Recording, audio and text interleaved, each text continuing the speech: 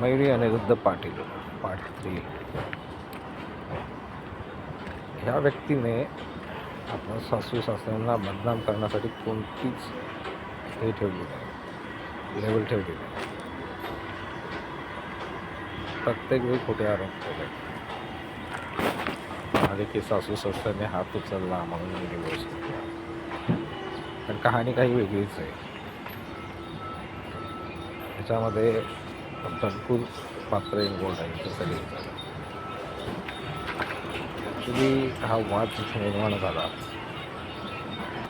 हा वाद जिथून सुरुवात झाली या वादाची, त्याचं हे होतं की same pattern, same strategy use केली गेली होती. त्यामध्ये ही ऑनलाईन लोकांसोबत बोलायची.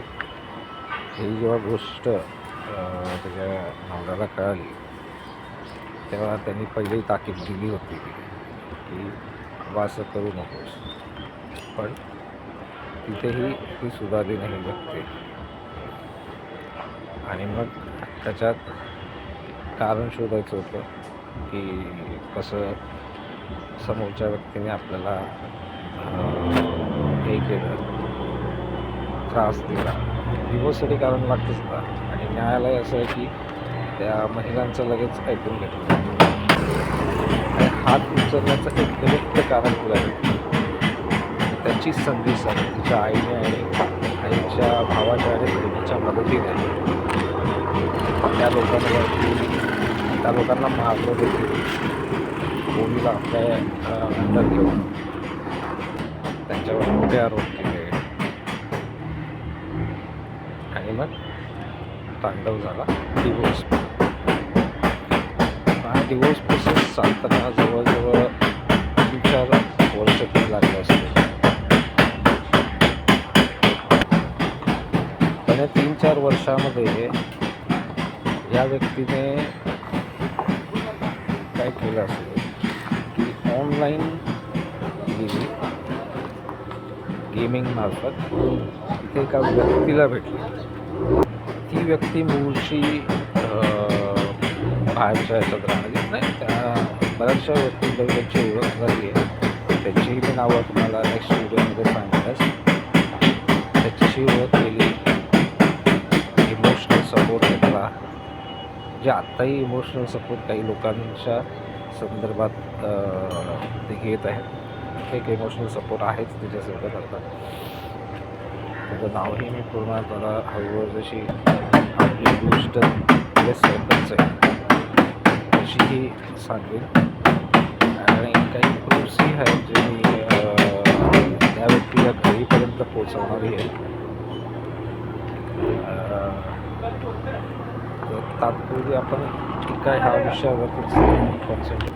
जे या डिवोर्समध्ये एक निमित्त कारण भेटलं, तसंच माझ्या बाबतीतही झालेलं आहे. एक निमित्त कारण पाहिजे होतं दुसऱ्या लाईफमध्ये मूव्ह होण्यासाठी किंवा दुसऱ्या व्यक्तीच्या संपर्कात येण्यासाठी. आणि ही आत्ताची स्ट्रॅटेजी ही भरपूर जुना पॅटर्न आहे. जसं जसं स्टोरीज येतील तुम्हाला त्याच्या स्टोरीजमधनं कळून जाईल की त्या पॅटर्नमध्ये काय काय सिमिलॅरिटी आहे. मी डिवोर्स घेताना त्या नवऱ्याकडनं पैसे घेतले काही 10 लाख. पोरीला आपली कस्टडी घेतली आणि नंतर काही दागदागिनेही घेतले. हिचा नवरा जो आहे अनिरुद्ध पाटीलचा नवरा जुना तो पहिला, त्याच्यासोबत तिला 14 वर्षी मुलगी झाली. हा डिवोर्स विचार करा की एक पोरगी जी 14 वर्षाची आहे, ऑलमोस्ट तिला समजत आहे सगळ्या गोष्टी, त्या लेवलला तिने डिवोर्स घ्यायचा निर्णय घेतला. अशी कोणती आई असेल की आपल्याला मोठी 14 वर्षाची पोरगी असताना त्याला ही तडकाफडकी, ते पण आई, बहीण आणि भावाच्या इन्फ्लुएन्सच्या. ह्या डिवोर्स प्रोसेस एक दुर्दैवी घटना अशी घडली की आपल्या मिळालेल्या माहितीनुसार याचा वडील, यांचे वडील एक चांगलं व्यक्ती होतं. ते असते तर आज ही कथा घडलीच नसती. पण काही ह्याच्याबरोबर ह्यांचे काही फॅमिली मेंबर्स पण आहेत ज्यांच्यामुळे ही कथा घडत आली आहे.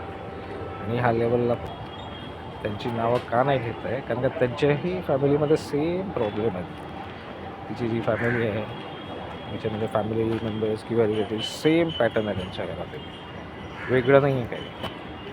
त्यांच्यापर्यंत तुम्ही पोहोचेलच. त्या गोष्टी माझ्याकडे आहेत त्यांच्याकरिता. ते हळूहळू स्टेप बाय स्टेप उघडकीस येतीलच. धन्यवाद.